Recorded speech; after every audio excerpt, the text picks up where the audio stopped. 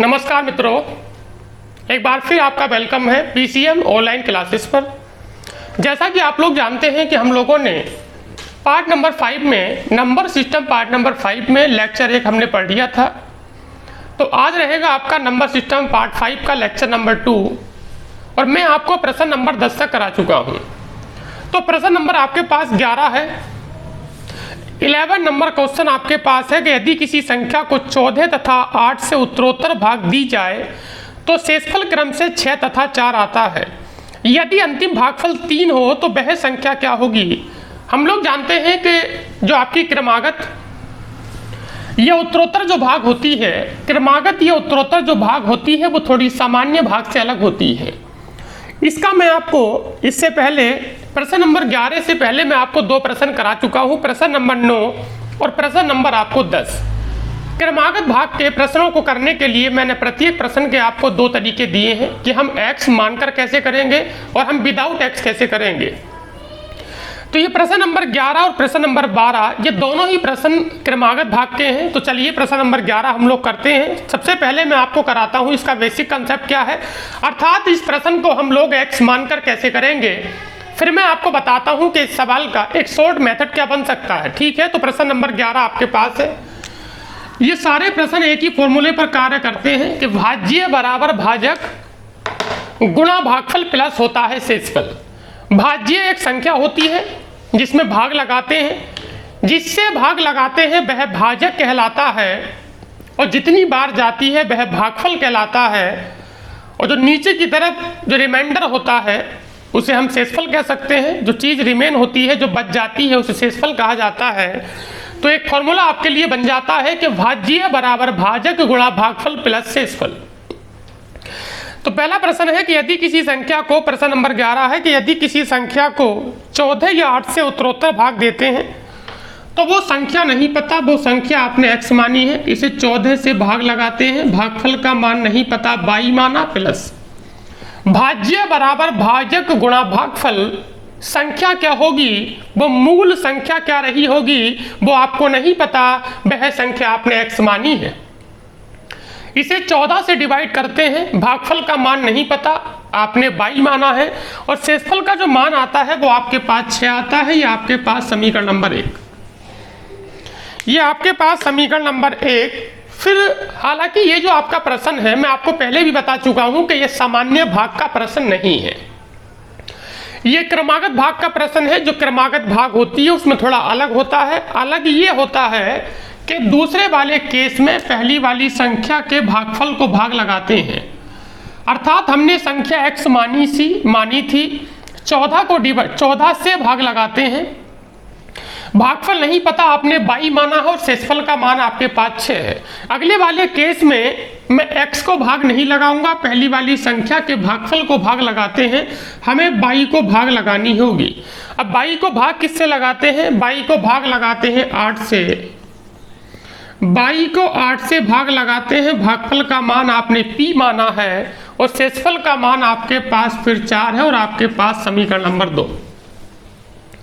हम लोग जानते हैं कि जैसा कि मैंने आपको बताया था, अगर भागफल दिया है तो सवाल में से उठा के लगा देंगे और यदि भागफल नहीं दिया है तो अंतिम भागफल के तौर पर हमें हमेशा 1 लगाना होता है। तो यहाँ पर अंतिम भागफल का मान 3 दिया है, अर्थात हमारे पास p का जो मान है वो आपके पास कितना है, p का मान आपके पास 3 है। मैं p का मान 3 यहाँ लगाता हूँ तो ये होगा 8 गुणा 3 प्लस कितना होगा 4, 8 या 24 और 4 होगा आपके पास 28, अर्थात 22 का जो मान है वो आपके पास 28 हो गया। 22 का जो मान है वो आपके पास 28 हो गया। आपको संख्या चाहिए तो आपको x का मान निकालना होगा, अर्थात आप 22 का मान यहाँ लगा देंगे तो x का मान हो जाएगा कि 14 गुणा कितना होगा 28 प्लस आपके पास कितना होगा 6। हम लोग गुणा करेंगे तो 14 अट्ठे होता है 112 का 2, 14 दूनी 28 और 11 होगा 39। इसका मतलब है कि ये हो जाएगा 392 प्लस 6, अर्थात आपके प्रश्न का उत्तर होगा 398। आपके प्रश्न का उत्तर बन जाता है 398। इसी प्रश्न का दूसरा तरीका ये हम लोग भाग की लंबी विधि पर आधारित प्रश्नों में, भाग की लंबी विधि पर आधारित प्रश्नों में क्रमागत या उत्तरोत्तर भाग के प्रश्न पढ़ रहे हैं। तो चलिए प्रश्न नंबर 11 का दूसरा तरीका मैं आपको बताता हूं कि 14 और आपके पास कितना है 8, 14 से भाग लगाते हैं, या शेषफल का मान 6 आता है और यह 4 आता है। मैंने आपको बताया था कि हम अंतिम शेषफल की तरफ से चलते हैं, इधर से फिर ऊपर चलेंगे ऐसे, उसके बाद यहाँ जाकर हमारा आंसर संख्या के तौर पर आ जाता है। अर्थात हम इस तरीके में, इस क्रमागत भागफल के तरीके में हम लोग x या y वाले तरीके से बच जाते हैं। अब हमें देखना होगा ये जो लाइनें हमारे पास होती हैं ये प्लस में चलती हैं, जो लाइनें हमारे पास वर्टिकली होती हैं, जो क्षितिज वाली लाइनें होती हैं वो प्लस में चलेंगी, जो लाइनें खड़ी होती हैं वो गुणा में चलती हैं। लेकिन हमें इस सवाल को हल करने से पहले ये भी देखना होगा कहीं अंतिम भागफल तो नहीं दिया है। अगर अंतिम भागफल नहीं दिया होता तो 8 और 4 12 और गुणा 14 प्लस 6 कर देता। लेकिन प्रश्न में अंतिम भागफल दिया है तो हमें उसे यहाँ पर भाजक की गुणा में ऐसे गुणा 3 करके लगाना होगा। इससे पहले जो आपने 2 सवाल किए हैं वो इसी विधि से किए हैं, लेकिन उन प्रश्नों में थोड़ा ये था कि वहाँ पर भागफल नहीं दिया था।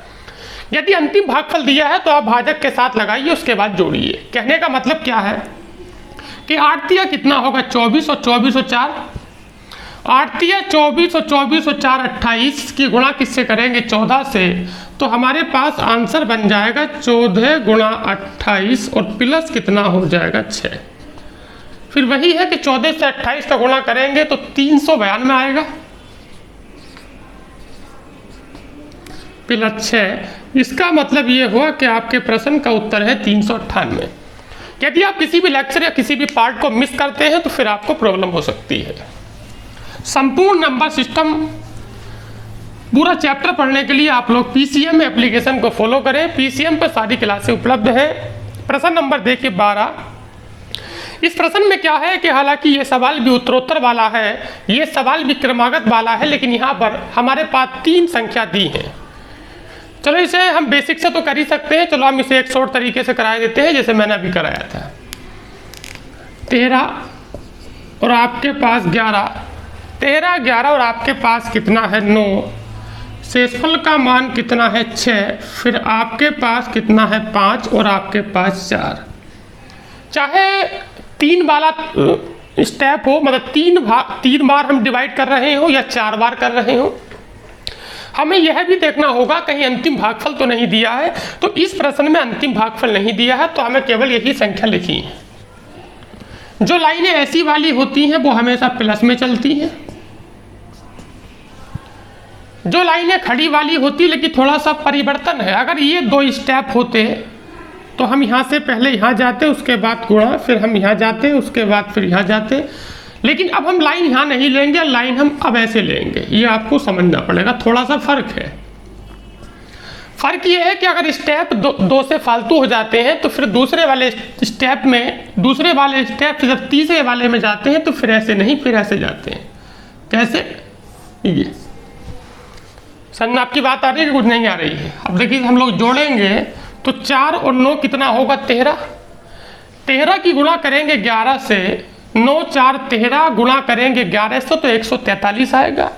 143 में जोड़ेंगे 5 तो 148 हो गया, फिर गुणा करेंगे 13 से तो 13 और गुणा 148 और प्लस कितना होगा आपके पास 6 होगा। 13 गुणा 148 और प्लस कितना होगा 6। आप लोग इसका गुणा करेंगे, जैसे ही आप लोग इसका गुणा करेंगे तो ये हो जाएगा आपके पास 1924 और प्लस कितना होगा 6। 1924 में 6 आप लोग जोड़ेंगे तो आपके प्रश्न का उत्तर होगा 1930। ये क्रमागत और उत्तरोत्तर वाला है, 3 स्टेप वाला प्रश्न है। कभी कभी एग्जाम में ये भी आ जाता है। चलो मैं इसी सवाल का फिर वही पहले वाला जो बेसिकली तरीका है वो भी आपको समझा देता हूँ, हल आप खुद कर लेंगे। ठीक है कि किसी संख्या को 13 11 9 से क्रमागत भाग लगाते हैं तो वो संख्या नहीं पता, वो संख्या नहीं पता, वो नंबर नहीं पता, वो संख्या आपने x मानी है। इस संख्या x को 13 से भाग लगाते हैं, भागफल का मान नहीं पता, आपने y माना है। संख्या को 13 से भाग लगाते हैं, भागफल का मान नहीं पता, आपने 22 माना है, शेषफल का मान 6 और ये समीकरण नंबर होगी आपके पास एक बात मैं आपको पहले भी बता चुका हूं और अब मैं फिर दोबारा एक बार रिपीट करूंगा कि क्रमागत भाग में पहली वाली संख्या के भागफल को भाग लगाते हैं, ना कि मूल संख्या को। तो x को भाग लगाई थी, भाजक था 13, भागफल का मान 22 है, तो अब 22 को भाग लगाएंगे। भाग किससे लगाते हैं? भाग लगाते हैं 11 से, और भागफल का मान नहीं पता, आपने कितना माना है? भागफल का मान आपने a माना है, कुछ भी आप लोग मान सकते हैं, और शेषफल का जो मान है वो आपके पास 5 है, समीकरण नंबर 2। क्रमागत भाग है तो फिर अब भागफल a को भाग लगाइए, a को भाग लगाते हैं, 9 से भाग लगाते हैं, भागफल का मान नहीं पता, p माना, शेषफल का मान 4 है। ये सवाल का बेसिक तरीका है, ठीक है। हम लोग जानते हैं कि यदि भागफल p का मान दिया होता तब तो उठा के लगा देते, लेकिन जब भागफल का मान, ये सवाल अंतिम भागफल से स्टार्ट होता है। अगर मुझे a का मान चाहिए तो मुझे p का मान लगाना होगा, और p का मान क्या लगाएंगे? दिया तो है नहीं है। तो हम लोग जानते हैं कि इस तरह के प्रश्न में अंतिम भागफल के तौर पर हमेशा p का मान 1 लगाते हैं। मैं जैसे p का मान 1 लगाता हूं, मेरे पास a का मान कितना होगा? 13। a का मान ऊपर लगाते हैं तो ये आपके पास हो जाएगा 11 गुणा 13, 11 गुणा 13 प्लस कितना हो जाएगा? 5। तो आपके पास y का जो मान होगा, y का मान हो जाएगा 148। जब y के मान 148 को 148 को आप लोग ऊपर पुट करेंगे तो आपके पास x का जो मान होगा वो 13 गुणा 148 और प्लस कितना होगा? 6 होगा। 13 का गुणा हम लोग 148 में करेंगे तो ये 1924 आएगा, और 1924 प्लस 6 मतलब ये हुआ कि आपके प्रश्न का जो उत्तर है वो 1930 हुआ। क्रमागत वाले प्रश्न समाप्त हुए हैं। अब अगला प्रश्न देखते हैं कि जब दो संख्याओं अलग अलग 31 से भाग लगाते हैं। इस सवाल के भी मैं आपको 2 तरीके दूंगा। सबसे पहले इस सवाल का बेसिकली x वाला मेथड क्या है, उसके बाद मैं आपको इसका शॉर्ट तरीका भी दूंगा। ठीक, सवाल है कि जब दो संख्याओं को, पहली संख्या, प्रश्न नंबर कौन सा है? ये प्रश्न नंबर है आपका 13 नंबर क्वेश्चन। पहली वाली संख्या नहीं पता, आपने x मानी है। पहली वाली संख्या नहीं पता, आपने x मानी है। इसे भाग किससे लगाते हैं? 33 से। भागफल का मान a माना है और शेषफल का मान आपके पास 21 आता है। समीकरण नंबर 1। आपको प्रश्न समझना चाहिए। सवाल है कि पहली वाली संख्या नहीं पता, मैंने पहली वाली संख्या को x माना है, इसे 33 से भाग लगाते हैं, भागफल कितना होना चाहिए? भागफल क्या होगा वो नहीं पता, आपने a माना है और शेषफल का मान 21 दिया है। करें कि फिर दूसरी संख्या, तो दूसरी संख्या कुछ और होगी, वो आपने 22 माना है। इस संख्या 22 को फिर 33 से भाग लगाते हैं। जब भाजक हमारे पास 1 हो और हम किसी अन्य संख्या को भाग लगाएंगे तो भागफल भी बदलेगा। इसका मतलब है कि भागफल को आपने b माना है और आपके पास शेषफल का मान कितना है? शेषफल का मान आपके पास 28 है। ये समीकरण नंबर 2। सवाल है कि किसी संख्या को वो संख्या नहीं पता, आपने x मानी है, 33 से भाग लगाते हैं, भागफल नहीं पता, a माना है, शेषफल का मान 21 है। समीकरण नंबर 1। फिर एक संख्या 22 को 33 से भाग लगाते हैं, भागफल का मान नहीं पता, आपने b माना है, शेषफल का मान 28 है। फिर प्रश्न में कहा जाता है कि इन दोनों संख्याओं के योगफल को, कोई बात नहीं, हम दोनों संख्याओं को जोड़ देते हैं। पहली वाली संख्या x है और दूसरी वाली y है। जब हम इन दोनों संख्याओं को जोड़ेंगे तो हमारा मान x प्लस y होगा। पहली संख्या x है, दूसरी वाली संख्या y है, तो मेरे पास जो नई संख्या होगी वो x प्लस y होगी। x का मान है 33a प्लस 21 और हमारे पास y का मान है 33b प्लस कितना है आपके पास 28। ठीक है, 33 यहाँ भी और 33 यहाँ भी है, कॉमन लेते हैं। यहाँ आपके पास a प्लस b प्लस 21 और आपके पास 28 हो गया 49। इसका मतलब है कि जिस नवीनतम संख्या की हमसे बात कर रहा है, जिस एक नई संख्या की हमसे बात कर रहा है, वह संख्या x प्लस 22 है। वह संख्या x प्लस 22 है, अर्थात वह संख्या 33 into a plus B plus 49 है। अब इस संख्या को हमें फिर 33 से भाग लगानी है, तो 33 से भाग लगा दो। 33 से भाग लगाते हैं, एक बात आपको समझनी चाहिए कि चाहे मैं a प्लस बी का मान कुछ भी लगाता रहूं, अगर इस कोष्ठक के बाहर 33 है तो ये 33 से पूरा पूरा कट गया, अर्थात ये पूरा पद 33 से कैंसिल हो गया। अगर मैं आपसे कहता हूं कि मेरे पास एक संख्या 100 है, अगर मैं इसे चाहे यहाँ पर कुछ भी लिखा है, यदि किसी संख्या के मल्टीपल में या किसी संख्या का एक फैक्टर 100 है तो वो संख्या हमेशा 100 से विभाज्य होगी, अर्थात शेषफल का मान 0 आएगा, अर्थात शेषफल कुछ नहीं बचेगा। इसका मतलब है कि हम इसे 33 से भाग लगा सकते हैं तो शेषफल का मान 0। 33 से इसे भाग लगाते हैं, 33 ही करना 33 और शेषफल का मान कितना होगा 16। शेषफल का मान पहले से 0 है और बाद में 16 है, तो आपके पास अल्टीमेटली अंततः शेषफल का मान कितना होगा 16। ये इस प्रश्न का बेसिक कंसेप्ट था। बात करेंगे इसका शॉर्ट मेथड क्या होगा। यदि आपको मेरी पढ़ाई पसंद आती है तो इसे अधिक से अधिक शेयर करें। कोर्स के नीचे एक व्हाट्सएप शेयर करने का ऑप्शन भी है, आप इसे व्हाट्सएप पर शेयर कर सकते हैं, या लिंक को कॉपी करने के बाद आप इस कोर्स को कहीं भी शेयर कर सकते हैं। इस प्रश्न का देखिए दूसरा तरीका क्या है कि जब दो संख्याओं को अलग अलग 33 से भाग देते हैं तो शेषफल क्रम से 21 और 28 आते हैं। यदि इन संख्याओं के योग को 33 से, देखो सवाल ये है कि हमारे पास एक संख्या 33 है, यदि हमारे पास एक संख्या 33 है, सवाल है कि एक संख्या 33 से भाग लगाते हैं तो हमारे पास शेषफल 21 आता है, 33 से भाग लगाते हैं तो 21 आता है, फिर एक नई संख्या को 33 से भाग लगाते हैं तो शेषफल का मान आपके पास 28 आता है। एक संख्या को 33 से भाग लगाते हैं तो शेषफल का मान 21 आता है, फिर एक नई संख्या को 33 से भाग लगाते हैं तो शेषफल का मान 28 आता है। हमसे कहा इन दोनों को जोड़ दो, तो इधर भी जोड़ दो और इधर भी जोड़ दो। 33 दूनी कितना होगा 66 और 21 और 28 कितना होगा 49। अब इन दोनों में 33 से भाग लगा दो, अब इन दोनों में 33 से भाग लगा दो, 33 से भाग यहाँ भी लगा दो और 33 से भाग यहाँ भी लगा दो। 33 दूनी 66, शेषफल का मान 0 और 33 ही करना 33, शेषफल का मान 16। पहले से 0 है और बाद में आपके पास 16 है, तो हमारे प्रश्न का जो उत्तर हुआ वो आपके पास कितना हुआ 16। इस प्रश्न को थोड़ा और शॉर्ट करिए। एक बार मैंने आपको समझाया था कि जब भाजक सेम हो जाता है, जब भाजक सेम हो जाता है तो हम भाजक को नेग्लेक्ट कर देते हैं। पहले भी भाजक 33 है, बाद में भी 33 है, तो जो हमसे काम कहा जाएगा हम उसे सीधा फॉलो करेंगे शेषफल पर। पहले भाग लगाते हैं तो 21 आता है, उसके बाद में भाग लगाते हैं तो 28 आता है।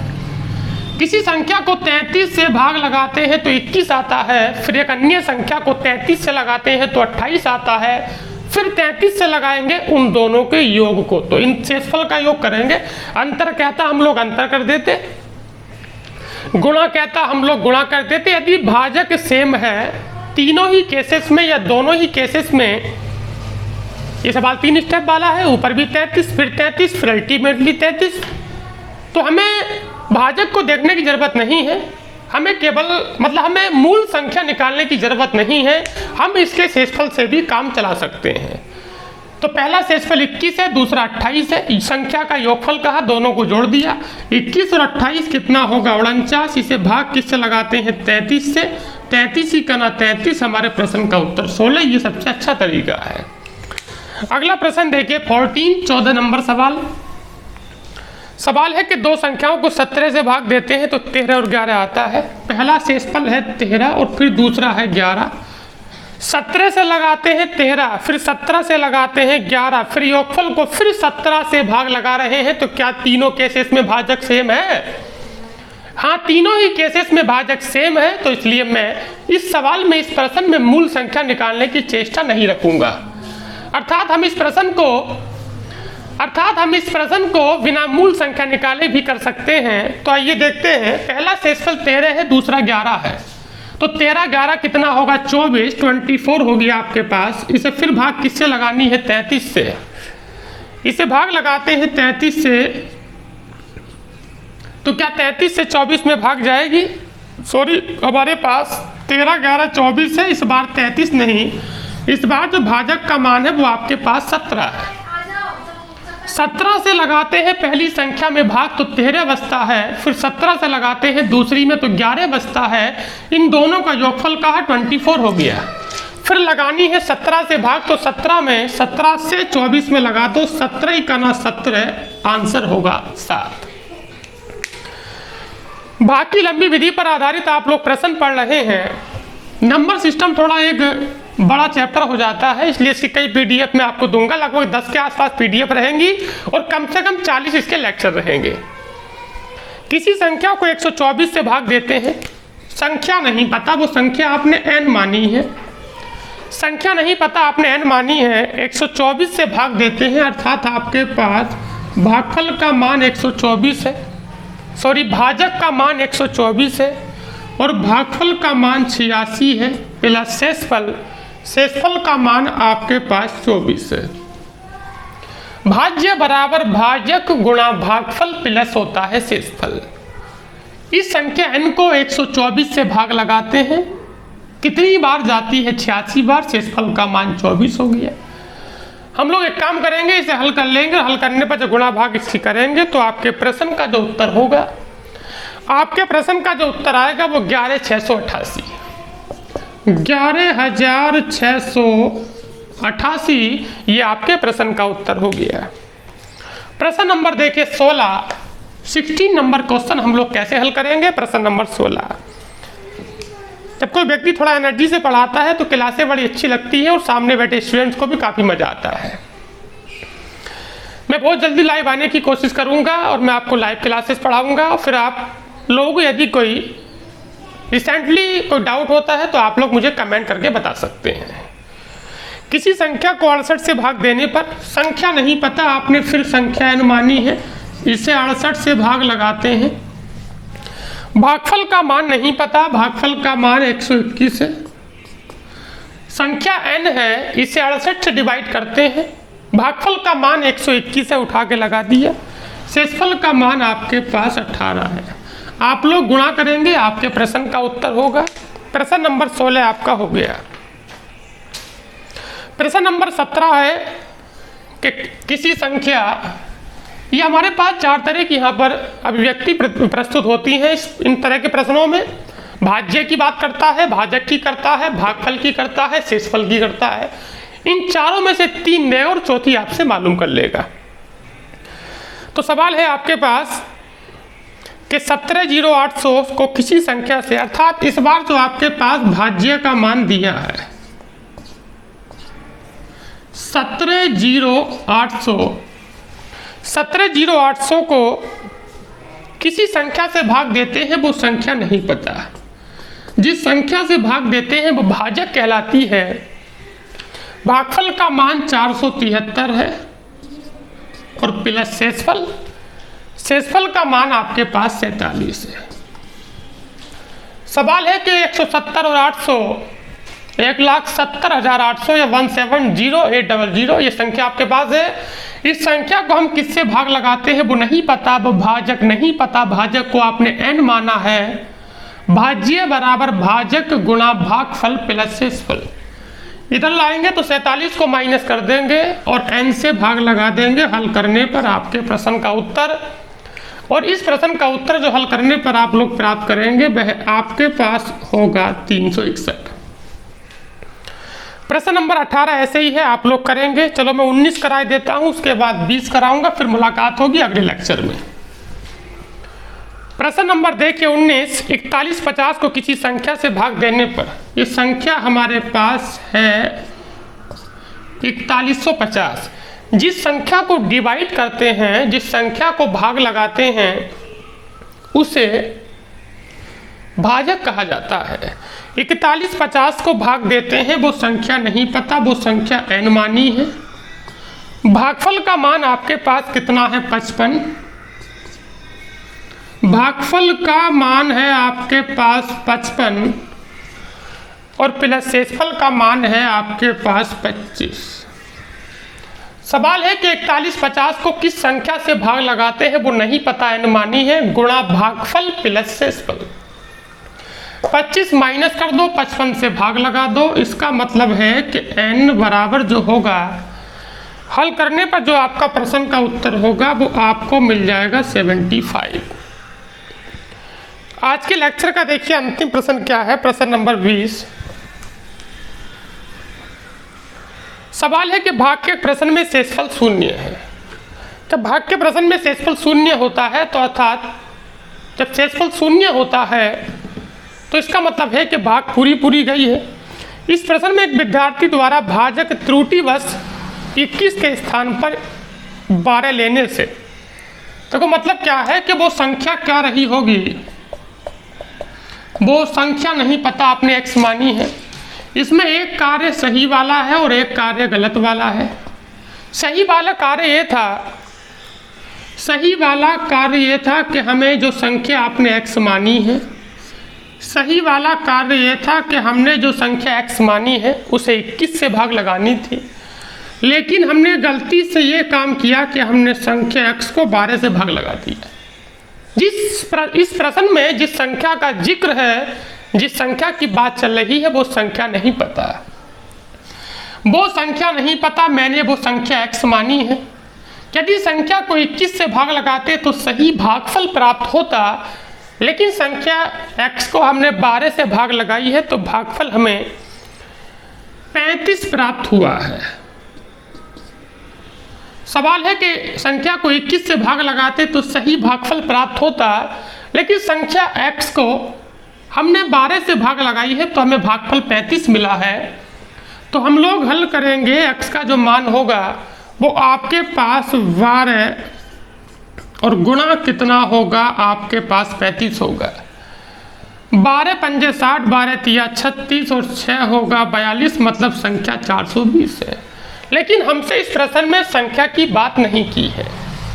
हमसे इस सवाल में संख्या हमने मानी थी अपनी सुविधा के लिए, लेकिन हमसे इस प्रश्न में संख्या की बात नहीं की है, हमसे सही भागफल की बात की है। अगर आप सही भागफल चाहते हैं तो ये सही भागफल है। सही भागफल आपको प्राप्त होगा सही जगह लगाने से, तो संख्या को यहाँ लगा देंगे। x का मान 420 और बटे होगा 21, 21 दूनी होता है 42, आपके प्रश्न का उत्तर होगा 20। मुलाकात होती है अगले लेक्चर में। लगातार बने रहिए PCM एप्लीकेशन पर। जो व्यक्ति इस वीडियो को लास्ट तक देख रहे हैं वही चैप्टर के एक अच्छे निष्कर्ष पर अपने आप को पहुंचाएंगे और वही व्यक्ति एग्जाम को क्रैक भी करेंगे। धन्यवाद।